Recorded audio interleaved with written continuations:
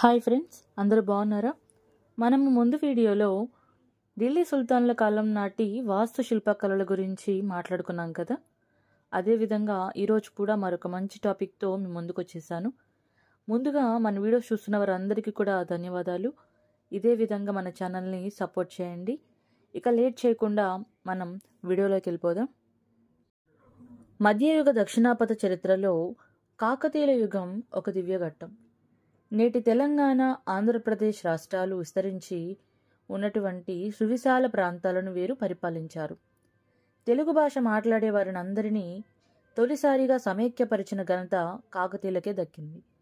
వీరు హనుమకొండ, వరంగల్ కేంద్రాలుగా సుమారు 2 శతాబ్దాల పాటు తెలుగు ప్రజానికాన్ని ప్రజానురంజకంగా పరిపాలించి శాశ్వత కీర్తిని గడిపారు. వీరి కాలం నాటి కట్టడాలు నేటి తరానికి స్ఫూర్తిగా నిలుస్తున్నాయి. పురావస్తు ఆధారాలలో శాసనాలు, నాణేలు, కట్టడాలు విలువైన చారిత్రక సమాచారాన్ని అందిస్తున్నాయి. కాకతీయ రాజులు ముద్రించిన వెండి, రాగి, బంగారు నాణేలు కూడా ఆనాటి ఆర్థిక స్థితిగతులను, మతపర అంశాలను తెలుసుకోవడానికి ఉపకరిస్తున్నాయి.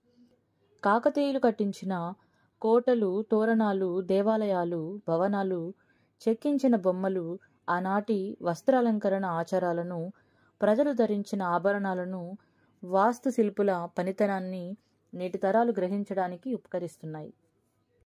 కాకతీయులు మొదట రాష్ట్రకూటుల సైన్యంలో, ఆ తరువాత తూర్పు చాళుక్యుల సేవలో వివిధ హోదాల్లో పనిచేశారు.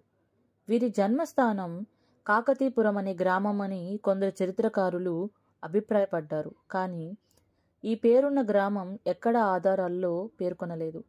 కాకతీపురం వాసులైనందున వారి వంశానికి కాకతీయ వంశం అనే పేరు వచ్చిందని ఈ వర్గం వారు అభిప్రాయపడ్డారు. ఈ వాదనతో ఏకీభవించని చరిత్రకారులు కాకతి అనే స్థానిక దేవతను పూజించినందున వారి వంశానికి కాకతీయులు అనే పేరు వచ్చిందన్నారు. క్రీడాభిరామంలో వినుగొండ వల్లభరాయుడు కాకతీయ దేవత విగ్రహం, ఏకవీరుని విగ్రహం ఓరుగల్లు కోటలో ప్రతిష్ఠించారని పివి పరబ్రహ్మ శాస్త్రి గారు పేర్కొనడం జరిగింది. దీనివల్ల కాకతీయ దేవతను ఆరాధించినందువల్లనే వారి వంశానికి కాకతీయులు అని పేరు వచ్చిందని మెజారిటీ చరిత్రకారులు నేడు అంగీకరిస్తున్నారు. ఇంతవరకు లభించిన ఆధారాలలోని సమాచారాన్ని విశ్లేషించిన తర్వాత చరిత్రకారులు కాకతీయ పాలకులను సామంత కాకతీయులు, స్వతంత్ర కాకతీయులు అని 2 రకాలుగా విభజించారు. కాకతీయులు వ్యవసాయ రంగ అభివృద్ధికి అన్ని విధాలుగా కృషి చేశారు. అనేక చిన్న, పెద్ద చెరువులను నిర్మించారు. ప్రతి గ్రామం చెరువు నీటిపై ఆధారపడేది ఆ రోజుల్లో. ఆనాటి ముఖ్య చెరువుల్లో హనుమకొండ చెరువు, పాకాల చెరువు, రామప్ప చెరువు, గణపూర్ చెరువు, బయ్యారం చెరువు మొదలైనవి నిర్మించడం జరిగింది. ఇవి నేటికి ప్రజల అవసరాలను తీరుస్తున్నాయి. కాకతీయుల కాలంలో శిల్పకళల రంగంలో కూడా గొప్ప పురోగతి జరిగింది. రాష్ట్రకూట, చాళుక్యుల వాస్తు శిల్ప కళారీతులకు స్థానిక శిల్ప కళారీతులు జోడించి ఆనాటి వాస్తుశిల్పులు అద్భుతమైన నిర్మాణాలు చేశారు. వీరి వాస్తు శిల్పకళ ముఖ్య లక్షణాలు చూసినట్లయితే ఎత్తైన అధిష్టానం, ఎత్తైన విమానాలు, తోరణ స్తంభాలు, రంగమంటపాలు, ముఖమంటపాలు, వివిధ శిల్పాలతో చెక్కిన స్తంభాలు మొదలైనవి నిర్మించేవారు. కాకతీయుల కాలం నాటి ముఖ్య దేవాలయాల్లో హనుమకొండ 1000 స్తంభాల గుడి లేదా త్రికూటాలయం, రుద్రేశ్వరాలయం లేదా పాలంపేట రామప్ప గుడి, పిల్లలమర్రి ఎరకేశ్వరాలయం, పచ్చల సోమేశ్వరాలయం పానుగల్లు, నాగులపాడు త్రికూటాలయం, వరంగల్ కోటలోని స్వయంభులింగ దేవాలయం, గణపురం కోటగుడి నేటికి తమ మనోహర వాస్తుకళా సౌందర్యాన్ని ప్రదర్శిస్తున్నాయి. వరంగల్ కోట నిర్మాణం వారి కాలం నాటి వాస్తు పనివారి విఘ్నతకు నిదర్శనంగా చెప్పుకోవచ్చు. కోట నిర్మాణంలో వారు అన్ని జాగ్రత్తలు వహించారు. కోటలోని 4 అద్భుత తోరణాలు శిల్పుల పనితనానికి ప్రతీకగా నిలిచాయి. క్రీస్తు శకం 1323లో జరిగినటువంటి ఢిల్లీ సుల్తాన్ సైన్యాల దాడిలో కోటలోని అనేక గుళ్ళు ధ్వంసమైపోయాయి. యాదవరాజుల కాలంలో వాస్తు శిల్పకళలు ఎంతో వికసించాయి.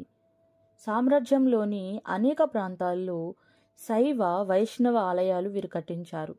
దేవగిరిలో అనేక దేవాలయాలు, కోటలు, రాజప్రాసాదాలు నిర్మించారు. వీరి కట్టడాలలో చాళుక్య చోళ వాస్తుశిల్పకళ లక్షణాలు ఉన్నాయని పండితుల అభిప్రాయం. హోయసాలుల వాస్తుశిల్పకళ చూసినట్లయితే హోయసాలుల కాలంలో వాస్తుశిల్పకళా రంగంలో గణనీయమైన ప్రగతి జరిగింది. వీరి రాజధాని ద్వార సముద్రం గొప్ప వాస్తుశిల్ప కళా కేంద్రంగా విరజిల్లింది. వీరు ఇక్కడ అనేక దేవాలయాలు కట్టించారు. వీటిలో హోయసాలేశ్వర స్వామి ఎంతో మనోహరమైన కట్టడంగా నిలిచింది. దీని నిర్మాత రెండో నరసింహుడు. హోయసాలులు దీన్ని 5 లేదా 6 అడుగుల ఎత్తైన వేదికపై నిర్మించడం జరిగింది. దీన్ని మొత్తంగా రాతి పలకలతో కప్పి పూర్తి చేశారు.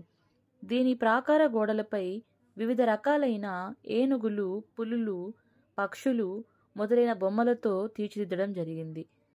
శిల్పులు ఈ చిత్రాలను చెక్కడంలో చూపిన పనితనం, ప్రతిభ ఎందరో వాస్తుశిల్ప పండితుల ప్రశంసలు అందుకున్నాయి. హోయసాలులు వారికి ముందు కర్ణాటకను పాలించిన గాంగరాజుల నుండి వాస్తు శైలిని అనుకరించారు. హళిబీడు, బేలులో వీరు నిర్మించిన అనేక దేవాలయాలు ఎంతో గొప్ప కట్టడాలుగా నిలిచాయి. ఇక్కడి దేవాలయాల నిర్మాణంలో శిల్పులు అద్భుత పనితనాన్ని, కళా నైపుణ్యతను ప్రదర్శించారు. ఆలయ కుడ్యాల నిండా ఇతిహాసపు పురాణ గాథలు, యుద్ధ దృశ్యాలు, సాంఘిక జీవితంలోని సన్నివేశాలు ఎంతో మనోహరంగా తీర్చిదిద్దారు. బేలూరులో బిత్తిదేవుడు నిర్మించిన చెన్నకేశ్వరాలయం మరో అద్భుత కట్టడంగా చెప్పుకోవచ్చు. హాలీబిడులోని హోయసాలేశ్వర ఆలయ వాస్తుశిల్పకళా వైభవాన్ని ఒక పండితుడు ఈ ఆలయ కుడ్యాల మీద అనంతంగా కనిపించే శిల్పంలోని మనోహర కల్పనలన్నీ ఆధ్యాత్మిక సౌందర్య నిక్షేపాలు, ప్రపంచంలోని అత్యద్భుత ఆలయ నిర్మాణాల్లో దీనికి మరేది సాటిరాదని ప్రశంసించారు. ఈ విధంగా దక్షిణాపథాన్ని క్రీస్తు శకం 10వ శతాబ్దం నుంచి 14వ శతాబ్దం మధ్యకాలంలో పరిపాలించిన కాకతీయ, యాదవ, హోయసాల పాండ్యరాజులు ఇక్కడి ప్రజానికాన్ని ఎంతో ప్రజానురంజకంగా పరిపాలించి దక్షిణాపథ సంస్కృతికి ఎనలేని సేవ చేశారు. భావితరాల వారికి వీరి కాలం నాటి సాహిత్యం, వాస్తు శిల్ప కట్టడాలు వెలకట్టలేని వారసత్వ సంపదగా నిలిచాయి. ఇది ఫ్రెండ్స్ ఈరోజు వీడియో. మన టాపిక్ కనుక మీకు నచ్చినట్లయితే లైక్ చేయండి, షేర్ చేయండి, సబ్స్క్రైబ్ చేసుకోవడం మాత్రం మర్చిపోకండి. మరొక మంచి టాపిక్తో నెక్స్ట్ వీడియోలో కలుసుకుందాం.